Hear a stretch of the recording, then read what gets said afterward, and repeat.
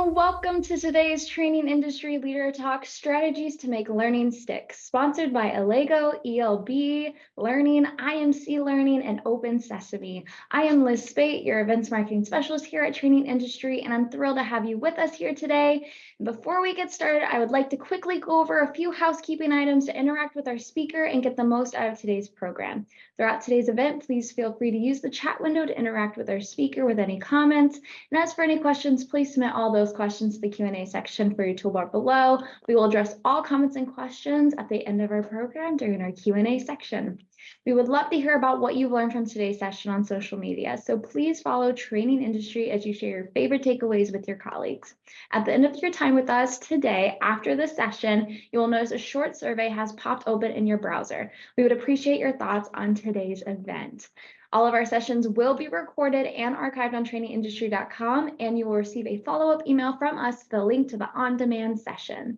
If this is your first Training Industry event with us, we would like to welcome you. Training Industry exists to make connections among learning and development professionals. We offer tons of resources to support your role in L&D through live events like today's Leader Talk, as well as through our articles on our website, our magazines, conferences, research reports, and our podcast.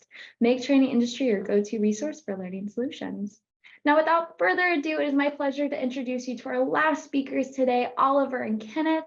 Oliver is a managing director at IMC Learning. He is an entrepreneur and an e-learning pioneer. After starting in business management at a university, he left to explore computer design during a semester abroad in the US in the 1900s, and that inspired him to create learning videos, leading to the founding of e-learning startup.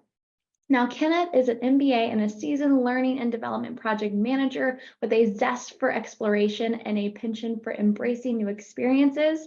At the heart of his philosophy is the mantra, do more of what makes you happy. He believes in taking the road less traveled to discover unseen opportunities and perspectives. So Oliver and Kenneth, please take it away. Hello. Kenneth, why don't you switch on your camera if it's possible? My name is Oliver, and together with Kenneth, I'll be guiding you through this session. At least I think Ken seems to still be on mute. So I'll start right away and hit the screen sharing. Today is all about how to make learning unforgettable. Wait, you should be able to hear me now, Oliver. Yeah, I do. I hear you. Great. And I just introduced our title to how to make learning unforgettable. We're gonna go into some things that actually will make sense to you after you see the figures, and then we're going to see a few practical examples. And let's hit it, Kenny. Yeah, actually, so we were going to do introduction, but I think Liz did such a great job, and we have such a limited amount of time that I would basically skip over the introductions. You've seen the nice reel. We already had comments. Chat on that, so thanks, we appreciate that the reel was good. It shows a little bit about what we can do and what we can present to you. So hopefully in this short time that we have available, we'll give you some insights on the market and let you get a little bit of a feeling from where the market's at and what perspectives we have to the market. So IMC is always trying to be a leader and a little bit of a sage. So that's why Oliver is a subject matter expert, and I'm the guy that kind of escorts the topic all around that. So we're going to start right off with the nitty gritty, and that is with a short survey. So let's see how you see things. The first poll question we have is whoa, that one, that skipped out. Popped out of nowhere. So how job relevant is the e-content in your organization? You have three possibilities to answer: very relevant, partly relevant, or I don't know. let's give everyone a minute to actually answer the question. This is This going is to be gonna be- really, really interesting. I'm curious. Yeah, it's going to be interesting because relevancy is such a big part of training. If it works or if it doesn't work, it's really determined also by how relevant it is, and it's interesting to see how you think the training created is relevant or not. That's The other thing is that we'll see right here is one of the points that we'll also be stressing, I think, is engagement. So in Yeah. this part, we're engaging and trying to get you to engage. So we'll see if that experiment is also successful in both directions. Yeah. Here are the results. Okay. Here we Okay, go. cool. So we have the following polling results. We have the question was once again, how relevant is the e-content in your organization? So for 53% of you, it was very relevant. For 38%, it was partly relevant. And for 9%, it was, I don't know. Cool. So let's head out to the second question. Yeah. Let's do The that. second question is, how engaging is the majority of e-content in your organization? So very engaging, it's okay, or pretty boring? Think of it as you as someone who learns, basically as a learner, how engaging would you find certain content that's, you know, that's in your learning management system that you get from your organization and stuff like that. It's just that's also something. I mean, that's the second thing that's really interesting, I think, because engagement and also the relevancy are both the most important points, I think. Yeah, and we heard it today already. You know, it's not like it's not like you didn't know. But we want to know what you think, because then we can take a look at the survey we did, right, Kenny? Yeah. The other point is, in essence, I mean, a lot of the topics that we'll be introducing are topics that that you've probably already seen and heard, but it's always good to get a new and a fresh insight. And you always have to get a new benchmark for where the market's at and where are you at. So it's going to be really interesting to see what the outcome of these two questions is. And the hard part about this, of course, is we're trying to build up a little bit of anticipation here. So it's hard not to jump right into the facts. Yeah, and Oliver, don't be shy. I mean, it's anonymous anyway, right? Here are the results. Yeah. Someone said you're asking people who create the training, so answers may be biased. Yes, I know, it's true. That's why we were asking, actually, because we have a different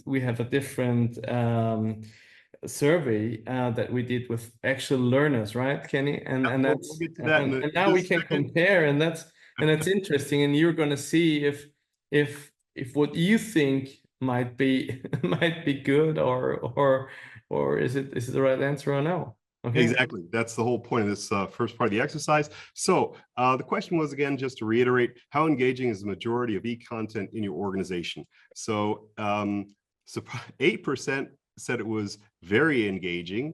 72% said it was okay.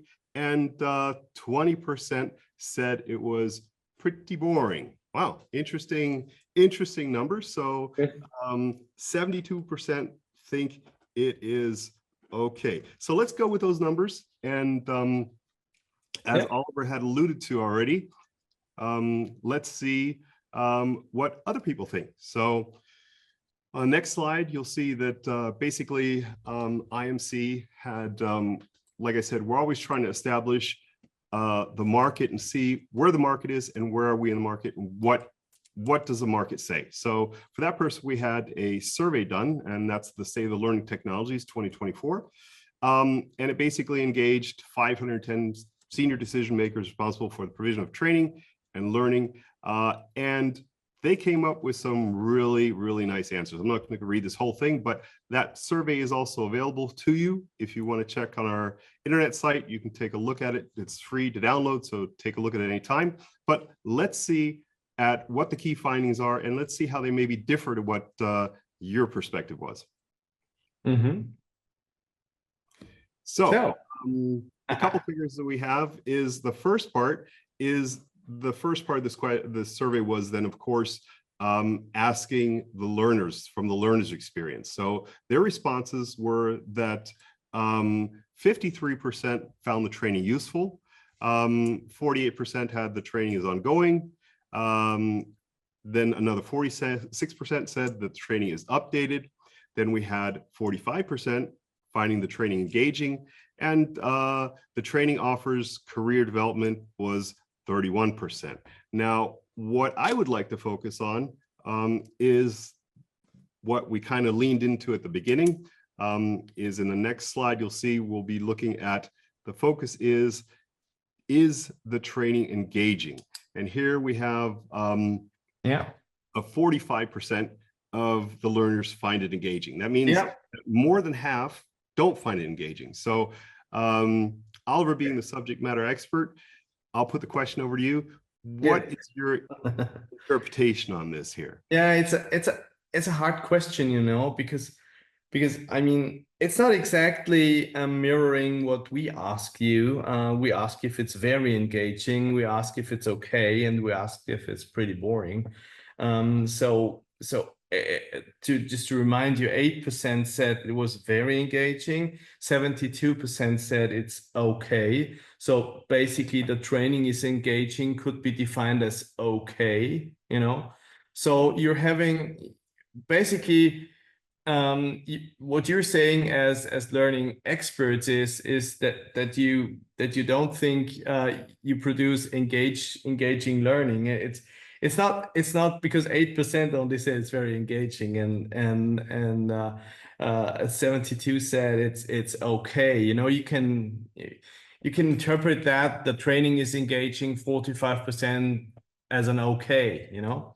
And it's hard to make training in really engaging because there's a bit of effort included in it, and as we can see, relevancy and engagement, they just, you know, they just two sides of the same coin, because if both of them are great, if it's extremely relevant and it engages you, then it's really great training. It's a really great training. So what I'd like to point out, as Oliver already did, kind of though, is basically the gap here between the learner's experience. Again, the learner's perception is 45% think it's good. You know, there's a little bit of leeway in interpretation here in saying the training is engaging. And on the other side, 75% of the creators or 72% of the creators think it's okay. So there's a little bit of gap there. So let's take a look at the next slide. Yeah, let's do that. And in the next slide, we're looking at how administrators looked at the whole thing. And here we have a little longer list, and I'm not going to go through the whole list. Rather, there is one figure that I want to focus in on, and that is basically that learners in different they find it hard, basically, learners in different countries and languages. So to manage those in those various aspects. And the interesting thing here, it's almost a, you know, third split. You know, 30% think it's very difficult, 30% think it's acceptable, and 30% think it's quite easy. So there's, I think there's still a lot of potential there to help right the situation, or to get those 28% to an acceptable level, if not to a quite easy level. So Oliver, what's your insight on this one? Yeah, I mean, if I think back in the beginnings, Liz also already introduced me as a very old guy. I started in e-learning and authoring in 1996. So we had to program everything, and translating stuff was pretty hard and pretty expensive up until recently, I think. And today, with the possibilities that AI offers us, that we have AI translations that are really, really great, you know. We're doing, or we could be doing ourselves a favor to produce trainings in the languages that, you know, that cater to the people who are, you know, are not learning in their mother tongues, you know. Even in the States, if we think about all the Spanish population and other people who would love to have their training in their own native tongue, because it's easier to you know, to be receptive to it. And there are tools at the moment, like, you know, our IMC Express, for example. We have like 74 languages now, which can be translated automatically and all put into one content. So that is really, you know, that is really something we need. And the question was also, how are you defining an administrator? Oh, I already answered that one.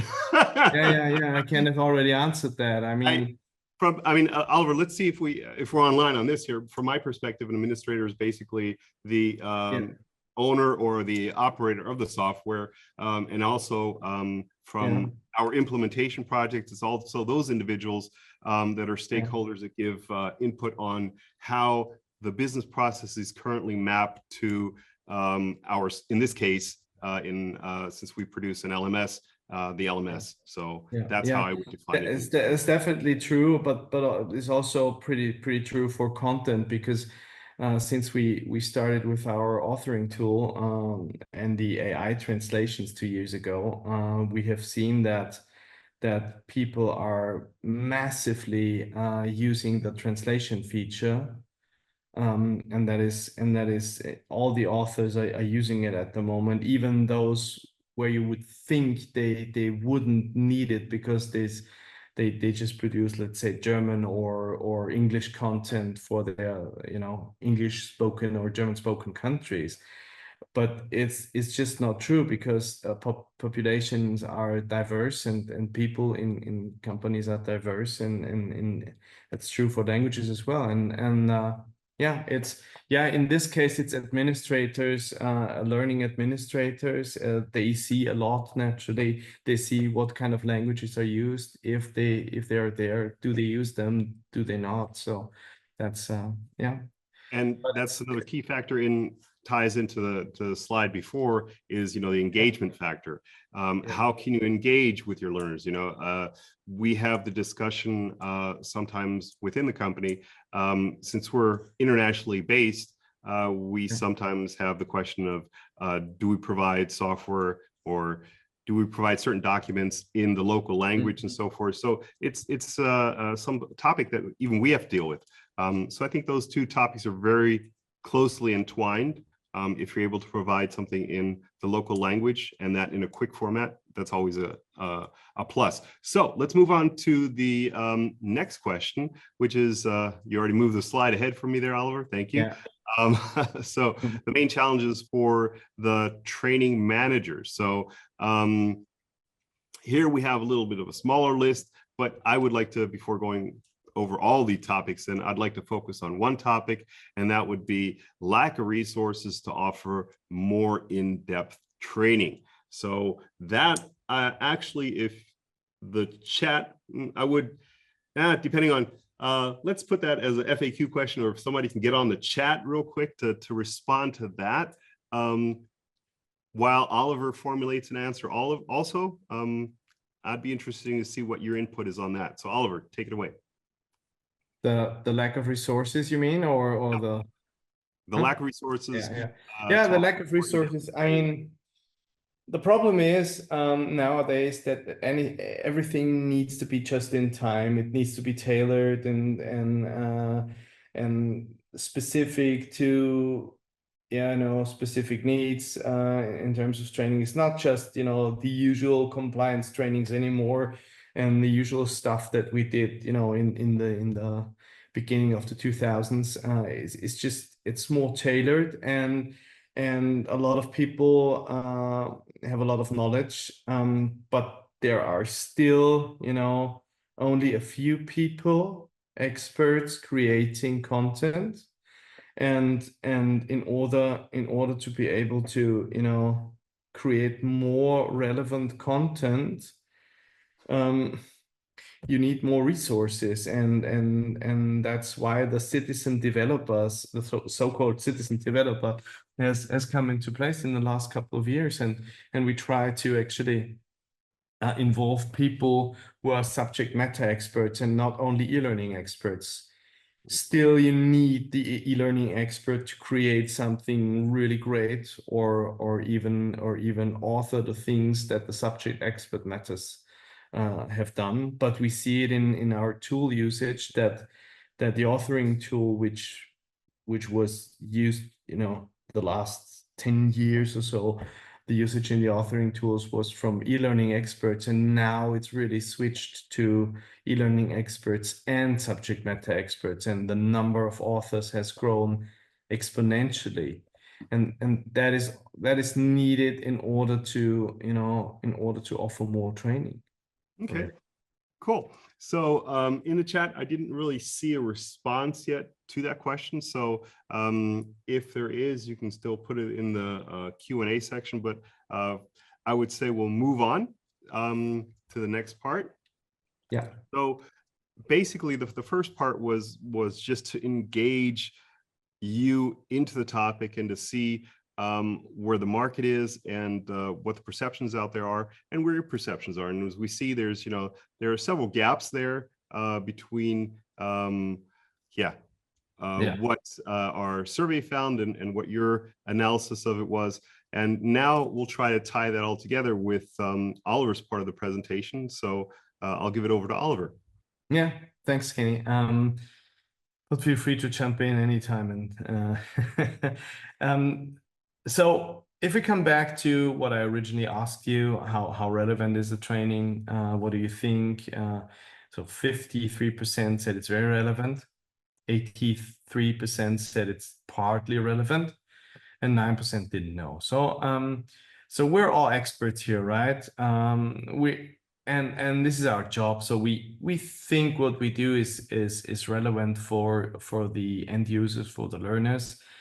But since, you know, I think since 20 years we work together with specialists who make a lot of surveys about, you know, how the brain works, what's you know, what do we remember, what do we not remember, and if we look at the small Homer Simpson brain, I don't suppose that that we have such a small brain. We don't, but still, the most relevant thing we remember are things that, you know, are, you know, our survival is the most important thing. So what do we remember? It's not about, you know, survival as in how do we survive. It's about how to survive in the job. If you need to train something in order to get your work certified, that you can do certain things that you need in your job, then you do it anyway, really, you know. So that's not the point. So if we can find a topic that's actually connected to our job survival, it's great. Then it doesn't have to be very engaging, it doesn't have to be great, it will be done. A second thing is anything that elevates our status, anything that elevates the status of people in terms of they can get a better job if they do this and that training, or they can sell better like we've seen today, or they can do other things that just elevate their status within the organization or the company, will really help them. So if you have a topic that's connected to survival or status, and you know precisely that is the case, then it just works great every time, because it just needs to be done. That doesn't mean it doesn't have to be engaging, you know, but that's really something we should take care of. We should think about, is it relevant? Is it, you know, does it have status motivation included. And lastly, it's the relevance. So if it's job relevant, but not for my survival in the job, that if I don't do this, I get fired. If that's not the case, but if it's relevant for my job to do better in the job, if it makes things easier for me, then this is something I would also remember. This is also a training I would take, people would take, and people would accept, and it doesn't have to be extremely engaging. Yes, it's always nicer when it's engaging. Yes, the percentage of what you remember will always be better if you engage learners, but if it's inside that 3 circles, then it's fine. You're basically fine. But not always is the training like that. Then we have the circle that's outside of that, is what personally interests me, might not be interesting for my work, might not be interesting for the company, and also the largest circle, that's basically the outer rim, is if what my employer wants from me. If it's not mandatory, if it's not for to keep my job, if it's not to elevate my status, if it's not really relevant for me, and then it needs to be really, really engaging. So brand trainings are a lot like that. They're always engaging, and they're always, if the company, if the employer wants something from me, then he needs to make it really engaging, otherwise it doesn't work. So this is what we remember, and the only thing you need to remember is, if you have something that connects to job survival, status, or relevance, you're good to go. It's basically the acceptance will be a lot higher. That's what we figured out. And what do employees expect from training? If we take a look at all our clients, we have a lot of clients all over the world. And if we take a look what they really expect from e-trainings, is always that it's immediately available. If something comes up, if there's a topic, it must be available immediately, and not in 3 months, not in 5 months.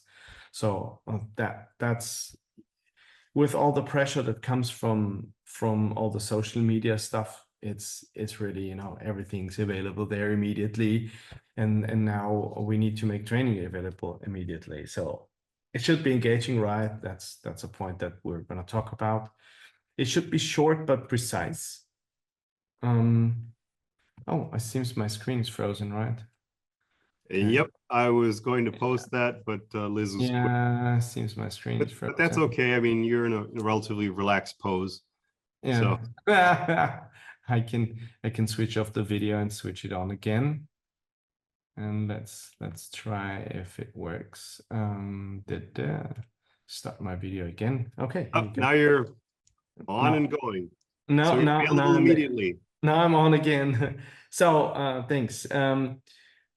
So training should be short but precise. That's true. Everything is TikToked right now. That doesn't mean that it shouldn't have any depth at all, but should be to the point.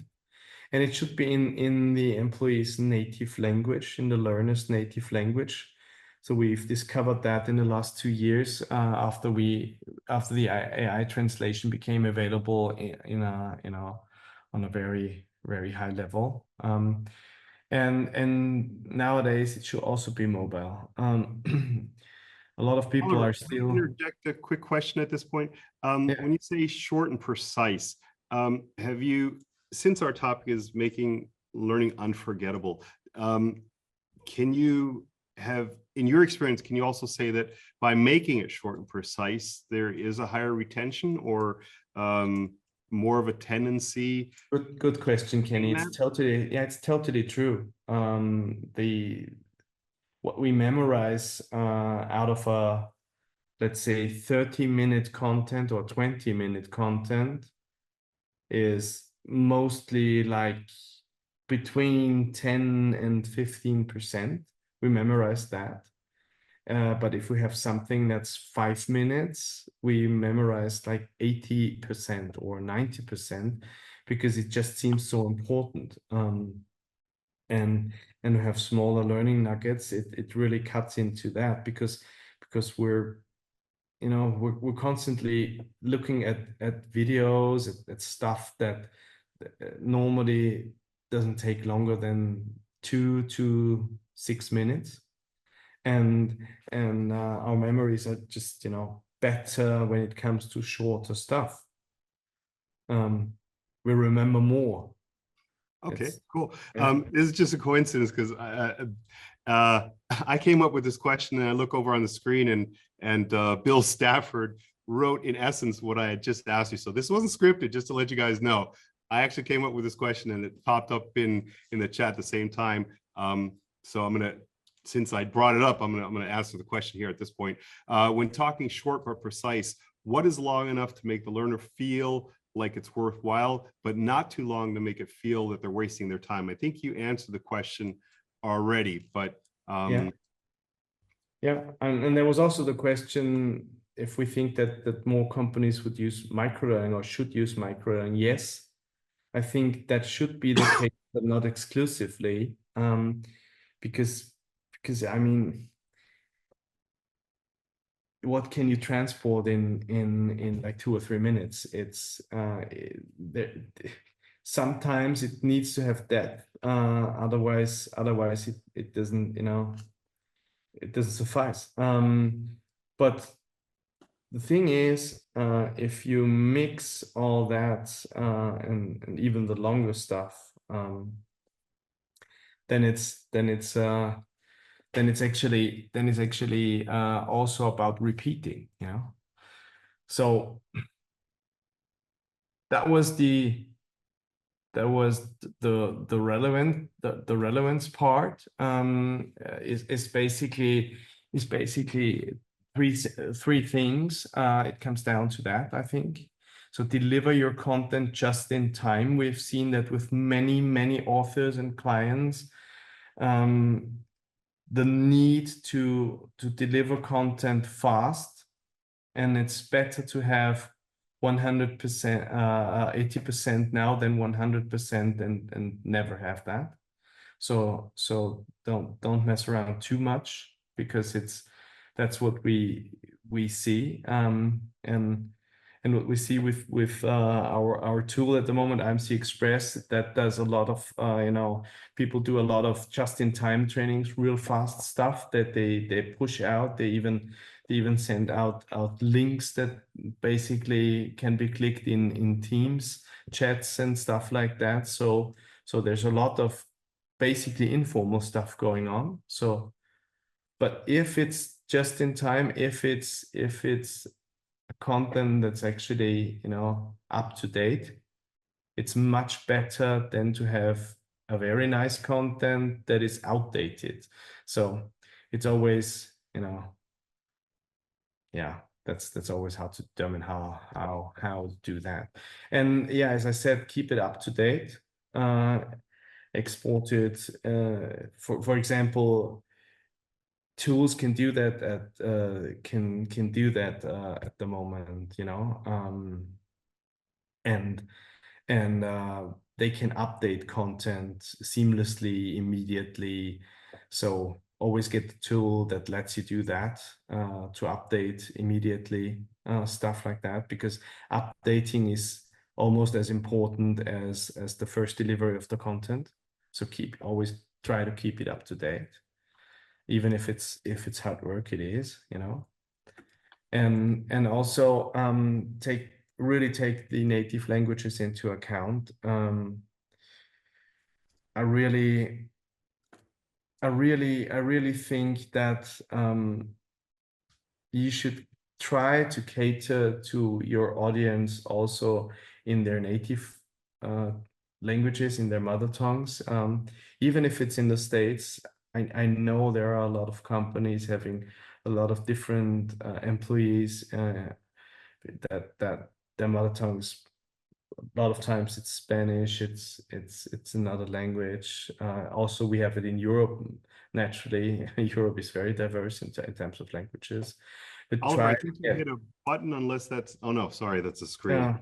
no, no, just try to get a tool, like naturally again, an advertisement for us that like IMC Express that actually is able to create content in a lot of different languages, but also keeps it in one content, because it would be a horror to update content in 10 languages when it's not all in the same content. So localizing stuff has been hard, but I think it's really with the emergence of AI, which with what it can do, we've incorporated a lot of different AI strategies into our tools. For example, we have the translation, we have the text bricks that can be edited. We have everything basically that all that OpenAI does is incorporated in the tool. And if you get a tool, it should really have a strong AI focus, I think, you know. Yeah, I mean, someone said it's true, we could have a lot of funny surprises with AI. That's true. That doesn't mean that you shouldn't take a look at it. And AI always needs to be supervised. Anything that comes out of it needs to be supervised, but it can help you a lot to do the mundane tasks. I mean, things that can really, you know, that are really take time. It's better to start with something that's already there and correct that if it's I necessary. mean, not only Oliver, not only is it the mundane task, but also I think it helps with being creative, because Yeah, it can it help does. if you does. it gives you another avenue to test your creativity. True. So it's I've used it a couple times, and we had internally we had we also have an AI officer now, so to say. Yeah, I know. And he gave us a very interesting thing, and one of the things was, you know, like it's a tool and it can be used. Of course, you know, Yeah. how legitimate the answers are is something that you'll still have to gauge for yourself. But Yeah. True. overall, I think there's a lot of opportunity there. Yeah. New jobs emerging with it, like prompt But Oliver, I think you're running out of time, so I think we might engineer. have Yeah, to I'm running out of time, but I think the last three slides are it's basically about engagement, and it's always great, I think, and we heard that today, that to disguise the training in a game is great, because it's what really works. And yeah, we have a software for that. It's called BizQuiz. Doesn't matter. It doesn't signify. You can try it out if you want to, but it's really something that it's basically like a quiz game that employees can play against each other. And the thing is, it lets you repeat. So if you do something over 3 weeks and you do it constantly, you're always asking, get questions asked, and always play around. And that's the case with a software like that. You just remember the stuff. It just sticks, and it really makes it unforgettable.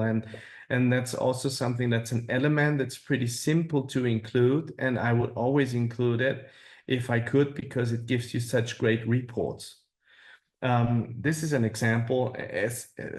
Sorry, it's German, but this is a report that basically says that the blue one in the ring in the top left is how people played.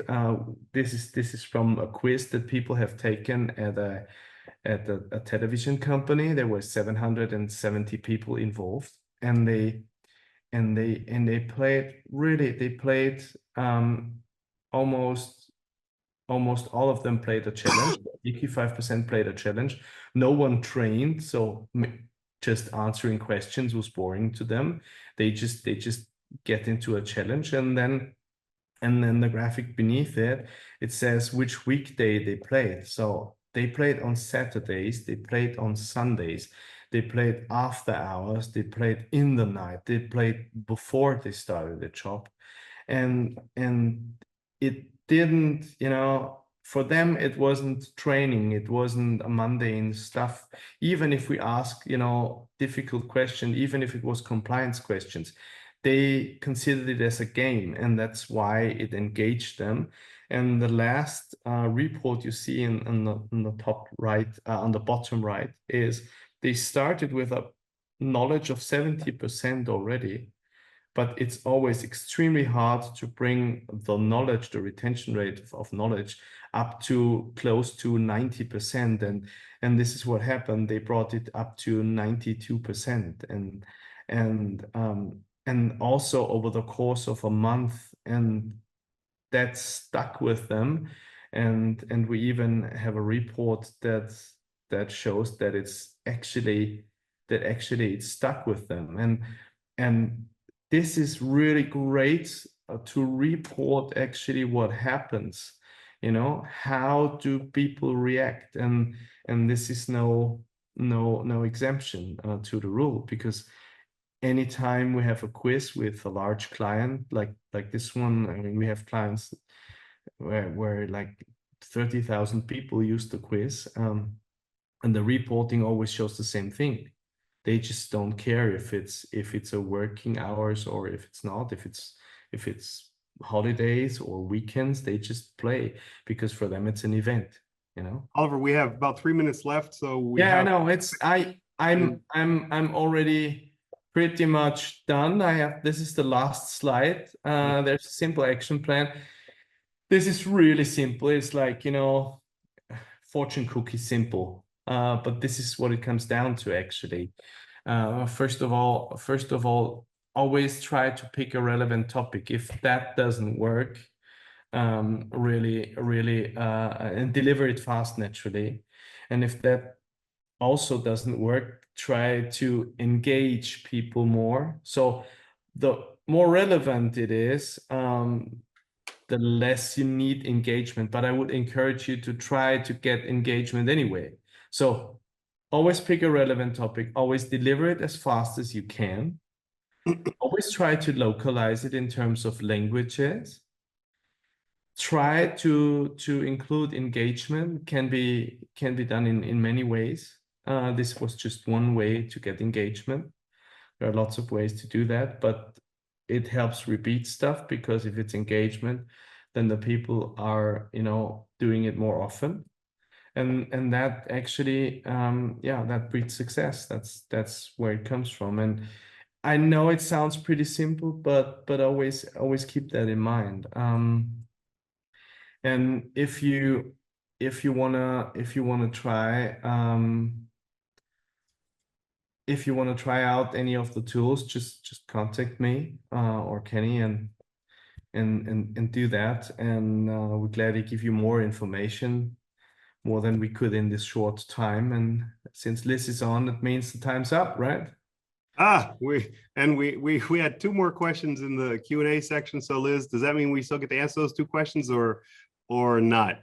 Unfortunately, no, because we are out of time. However, you will have access to these questions, so you can definitely reach out to, I know Bill and Rebecca, I know you had a few questions in just the chat, so you guys will have access to all those questions and emails. So you guys should be hearing responses via email. So yeah, unfortunately, we do not have time, but it was fabulous hearing this lesson. And I will give you just a quick minute, just, say your last goodbye, say anything you would like to leave with the audience today. Well, before that, I do have one question here that I just saw pop in the Q&A. The question was, how do they access the recording of the slide decks? Oh, you already had a running answer. Okay, Liz is quicker. I mean, you're quicker on this. This is my first time, so hopefully, from my perspective, it was really interesting. It was nice to engage with you guys all. So mission accomplished. We said at the beginning we wanted to make an example of engaging. I think we were able to transport that throughout our little webinar here, and hopefully some of the information that Oliver shared will actually stick with you, and maybe you can make some of those things, from theory into practice. Oliver. You're up. Thank you. No, I'm done. That was it? Yeah, no, I'm done. It was great having you all, and I hope you get something out of it, and contact me whenever you have further questions. All right. Thanks, Liz. Thanks. Thank Ken. you.